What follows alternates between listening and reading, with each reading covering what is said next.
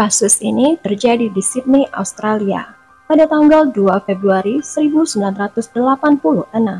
Anita Colby adalah wanita berusia 26 tahun dari Sydney dan lahir tanggal 2 November 1956 dari orang tua Gary Lynch dan ibunya Grace Lynch. Anita dekat dengan keluarganya yang menggambarkannya cantik luar dan dalam. Pada usia remaja, Anita mengikuti kontes kecantikan dan menang sebagai Miss Western Suburb pada bulan November 1979.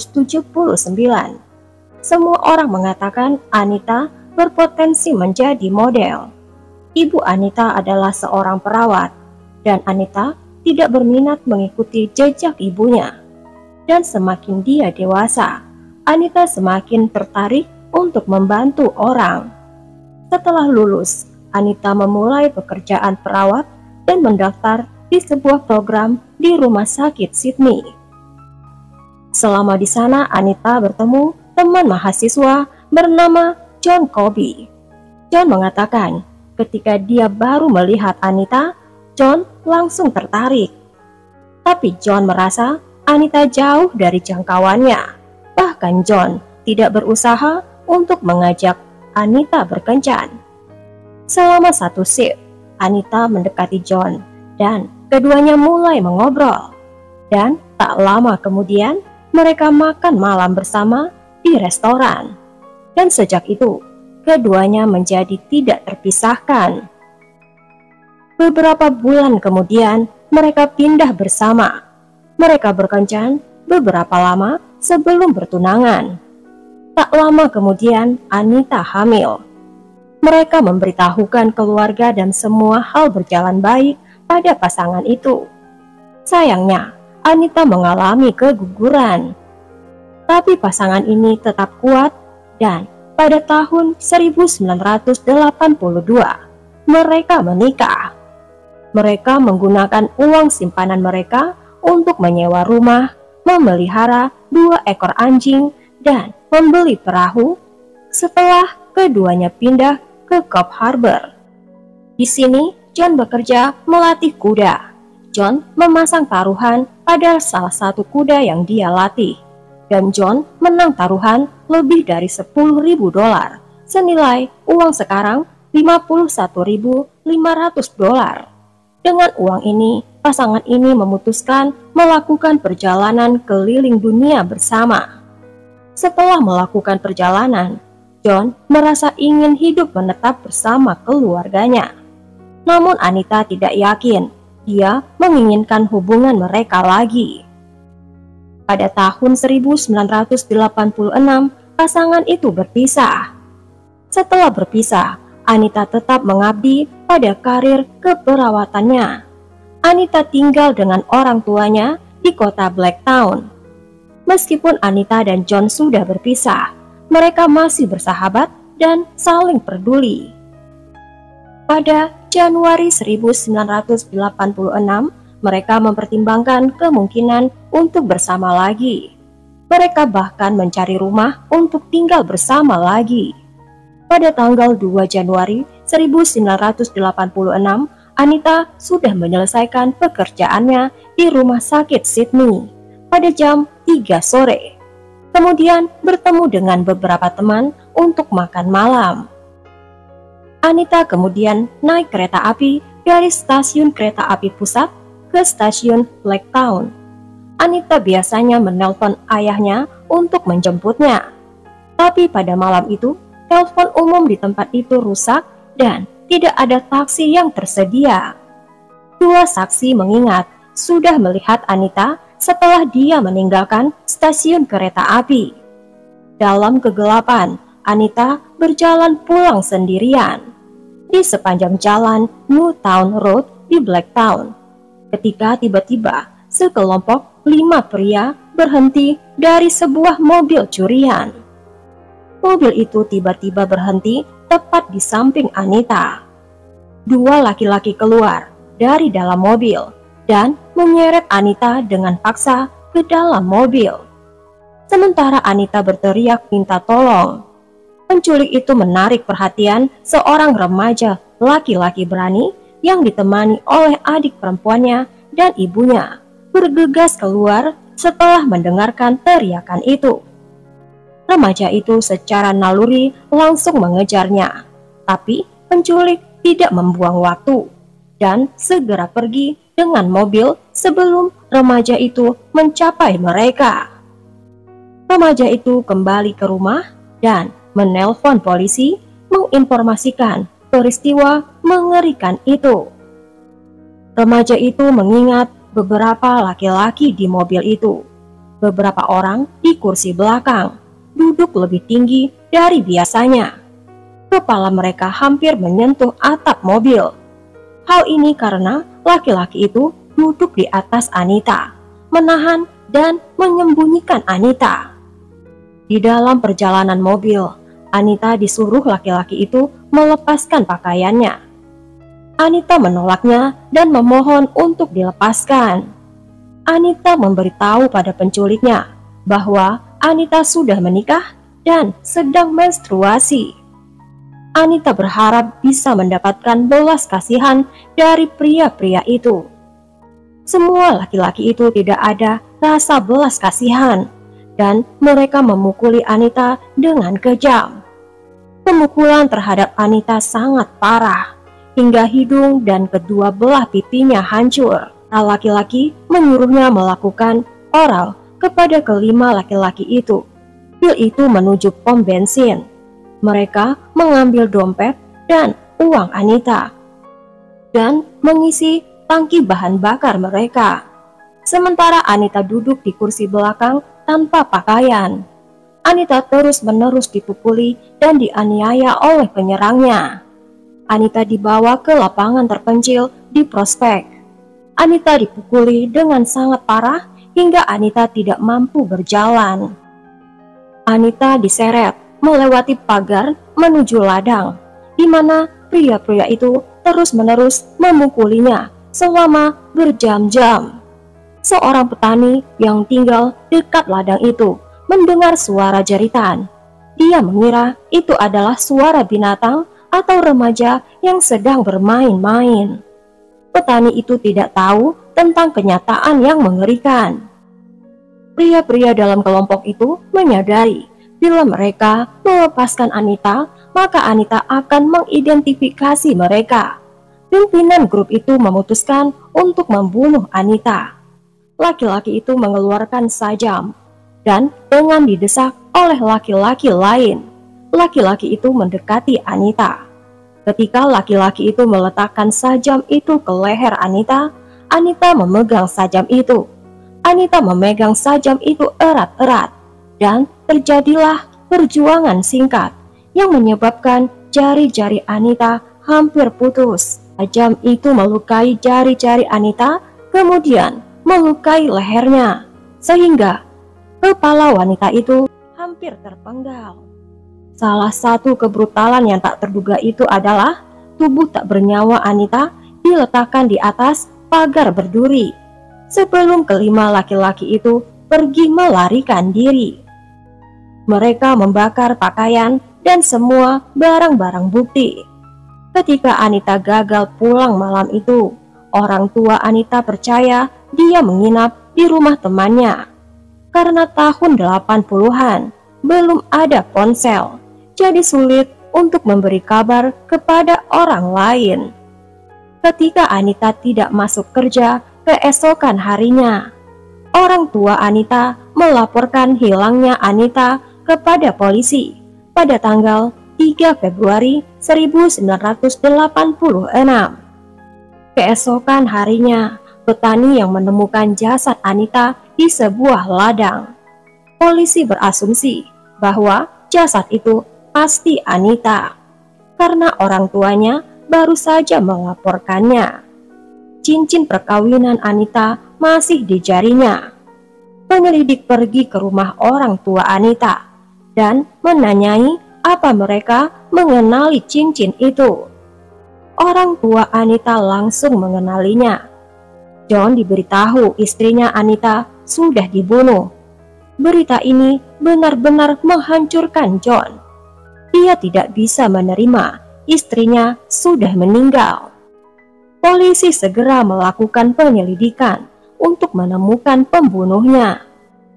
Namun, dalam beberapa kasus, pelaku adalah orang yang korban kenal, teman, anggota keluarga, atau pasangannya. Diketahui hubungan John dan Anita sedang buruk. Polisi mencurigai John. Polisi mengira kasus sudah terselesaikan, tapi polisi harus membuktikan kalau John memang membunuh istrinya. Polisi menanyai John, namun menurut John, teknik interogasinya agak sugestif dan kejam. Polisi mulai memberitahu John kalau John bersalah, dan polisi tahu kalau pembunuh itu adalah John, dan John harus mengaku. John mengatakan bahkan polisi membantingnya ke dinding dan ke lantai. John merasa bersalah. Dia merasa dia seharusnya menjemput Anita dari restoran. John akhirnya mengakui melakukan pembunuhan. Malah John berpikir, bila polisi terus-menerus menyalahkannya, John pasti sudah melakukan sesuatu yang salah. Tetapi polisi melakukan penyelidikan lebih jauh, dan akhirnya sadar polisi telah salah kepada John. John dikesampingkan sebagai tersangka. Polisi menyadari pelaku mungkin akan menyerang lagi jika tidak segera tertangkap. Pemakaman Anita digelar dan didokumentasikan oleh media. John menangis dan berteriak di pemakaman istrinya. Sebuah tindakan kontroversial. Seorang penyiar radio menyiarkan secara rinci laporan autopsi Anita disiarkan secara langsung. Ini memicu kemarahan publik. Hasil autopsi itu adalah Anita sudah dipukuli dengan parah. Luka-lukanya bahkan mengejutkan petugas koroner yang berpengalaman. Anita telah disiksa dengan tingkat mengerikan. Luka di tubuhnya, dia diseret melalui pagar ketika dia masih hidup. Luka di lehernya dan telinganya nyaris lepas. Serem banget guys, tak terbayangkan gimana Anita saat itu.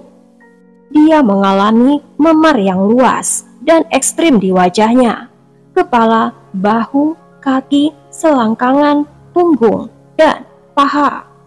Penyerang spesifik menargetkan bagian tertentu karena sangat rusak. Tenggorokannya nyaris putus dan 3 jari-jarinya hampir lepas. Berjuang keras untuk mempertahankan hidupnya. Koroner menemukan banyak luka pertahanan di sepanjang lengan dan pergelangan tangannya. Seluruh tubuh dipukuli, rongga matanya patah dan kedua matanya hitam. Kedua tulang pipinya hancur dan kedua bahunya geser. Pemerintah kemudian memberikan hadiah sebesar $50.000 mengenai pembunuh Anita. Di Australia dan bagi banyak orang, ini adalah kasus pembunuhan yang terburuk. Polisi menyelidiki pergerakan terakhir Anita yang dapat memicu beberapa saksi untuk melapor. Terobosan terjadi ketika informan polisi memberitahu polisi tentang mobil curian. Ini mengarah kepada penangkapan John Travis dan Michael Murdoch. John mengaku dia sudah mencuri mobil dan dia tidak mengaku pembunuhan tersebut. Dan John ditahan polisi. Polisi yakin John bertanggung jawab, tapi polisi tidak mendapat pengakuan John. John Travis meminta kepada polisi untuk menelpon temannya untuk membawakannya rokok, yang ternyata itu adalah bibi John Travis, dan dijuluki oleh polisi sebagai Ibu X. Ibu X setuju untuk membantu polisi dan memberikan detail tentang latar belakang John. Meskipun keluarga John, Ibu X merasa terganggu dan muak dengan apa yang terjadi pada Anita Colby. Ibu X percaya John memang bersalah dan John harus diadili. Ibu X menjadi operasi penyamaran yang cerdik. Meskipun dia takut kepada John, Ibu X setuju percakapannya dengan John Travis dan Michael Murdoch direkam. Kedua laki-laki itu mengakui kejahatan itu kepada Ibu X dan menyebabkan penangkapan 3 bersaudara, yaitu Michael, Gary, dan Les Murphy. Kelima laki-laki itu didakwa atas pembunuhan Anita Colby. Michael dan saudaranya Gary adalah orang terakhir yang ditangkap saat mereka melarikan diri. Akhirnya mereka tertangkap. Saat Gary tertangkap, dia sangat ketakutan hingga mengompol. Gary berusaha keras menolak penangkapannya. Ini membuat wajahnya tergores di tanah saat ditangkap, yang menyebabkan luka parah di kulitnya. Gary mengklaim bahwa polisi yang melakukan ini dengan sengaja. Ketika warga tahu tersangka sudah ditangkap, warga mendatangi kantor polisi dengan marah. Polisi khawatir warga akan menyeret tersangka ke jalan dan mengadili mereka sendiri. Semua pelaku tertangkap dan timbul pertanyaan, siapa yang sangat kejam membunuh Anita? Pemimpin geng itu adalah John Travis yang baru berusia 18 tahun pada saat pembunuhan. Dia anak tertua dari 8 bersaudara. Dia mempunyai sejarah panjang kriminal. Dia dibesarkan dalam kemiskinan di kota Blacktown. Di usia 14 tahun, dia sudah menjadi alkoholik dan dia dikeluarkan dari sekolah. Ketika ayah John meninggalkan keluarganya pada tahun 1981, John melakukan kejahatan-kejahatan kecil untuk menafkahi keluarganya. Ketika kesehatan ibunya memburuk dengan parah, John dengan saudara-saudaranya dikirim untuk diasuh di keluarga asuh. Riwayat kekerasan John yang mengarah kepada pembunuhan Anita Colby. John melakukan kekerasan terhadap pria dan wanita, dan sering juga kepada hewan. John akan mencuri burung dan domba. Dia akan menyembelihnya dan memasaknya. Michael Murdoch adalah teman masa kecil John dan rekan kriminalnya. Michael menghabiskan masa mudanya di penjara remaja, di mana dia mengalami kekerasan yang parah. Persidangan kasus pembunuhan Anita Colby dilakukan di Sydney pada tanggal 16 Maret 1987. Mereka digiring ke ruang sidang dengan tuduhan kepada mereka berdasarkan bukti forensik, kesaksian saksi-saksi, dan pengakuan terdakwa. Pembela mencoba untuk membuat keraguan terhadap pengakuan dan bukti forensik. Pengacara Gary mencoba untuk membuat Gary mendapatkan simpati publik atas pemukulan terhadap Gary saat dia ditangkap. Salah satu petugas yang menangkapnya dibawa ke ruang sidang. Pembela menanyai petugas, mengapa wajah Gary tergores semua? Petugas itu menjawab, itu pasti terjadi ketika sepatu saya ada di atas kepalanya. Pembela mengatakan bahwa pengakuan itu dipaksakan dan hasil forensik mungkin tidak meyakinkan. Persidangan itu ditonton oleh masyarakat banyak, berharap mendapatkan keadilan untuk Anita. Juri memutuskan John Travis, Michael Murdoch, dan Murphy bersaudara semuanya dinyatakan bersalah atas penculikan dan pembunuhan Anita Colby. Mereka semua dijatuhi hukuman penjara seumur hidup tanpa kemungkinan pembebasan. Terungkap pada minggu-minggu sebelum John Travis membunuh Anita Colby. John sudah melukai dengan sajam leher seorang anak berusia 17 tahun di Western Australia dan memaksakan dirinya pada anak itu. Kedua serangan itu hampir sama, di mana anak itu selamat. Banyak masyarakat menganggap hukuman seumur hidup tanpa kemungkinan bebas bersyarat terlalu ringan. Masyarakat ingin mereka semua dihukum mati. Ada foto-foto wajah terdakwa setelah menerima hukuman. Beberapa pembunuh tersenyum setelah didakwa. Jelas-jelas mereka tidak memiliki penyesalan atas kejahatan mereka. Salah satu pembunuh, yaitu Michael Murphy, meninggal di rumah sakit Long Bear pada tanggal 21 Februari 2019 di usia 66 tahun, dan yang lainnya masih di penjara. Beberapa dari mereka sering mengalami pemukulan dari narapidana lain. Suami Anita, John Koby, senang mendengarkan berita pemukulan orang-orang itu. Pada salah satu kesempatan, salah satu pembunuh mengalami pemukulan yang sangat parah di penjara, dan dia dibawa ke rumah sakit. Dan terungkap, Gary dibawa ke rumah sakit, di mana John Koby adalah perawat di situ. John memberitahu orang-orang, Gary beruntung dia tidak tahu Gary ada di rumah sakit, sebab bila John tahu, maka John akan langsung menghabisinya. John Koby menikah lagi dan memiliki 2 anak, dan pasangan itu sudah berpisah. John merubah namanya dari Koby menjadi Francis karena nama Koby membuatnya identik dengan Anita. Beberapa tahun kemudian, John mengembalikan namanya menjadi Koby.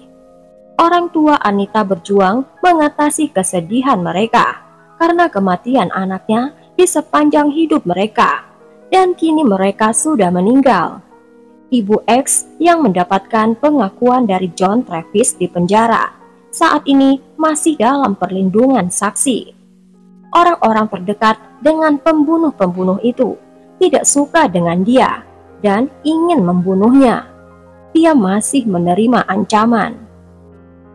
Bagaimana pendapat kalian dengan kasus ini, guys? Mungkin karena didikan dan faktor ekonomi yang buruk dari pembunuh-pembunuh itu membuat mereka menjadi manusia-manusia bengis.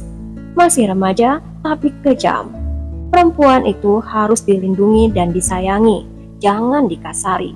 Kasus ini merupakan salah satu kasus yang gampang diingat gara-gara kekejaman pelaku. Tapi dibayar lunas di penjara. Anita pulang lebih awal, tidak pulang malam, mungkin dia bisa pulang dengan selamat. Berikan subscribe, like, dan tekan juga notifikasinya untuk cerita yang lain.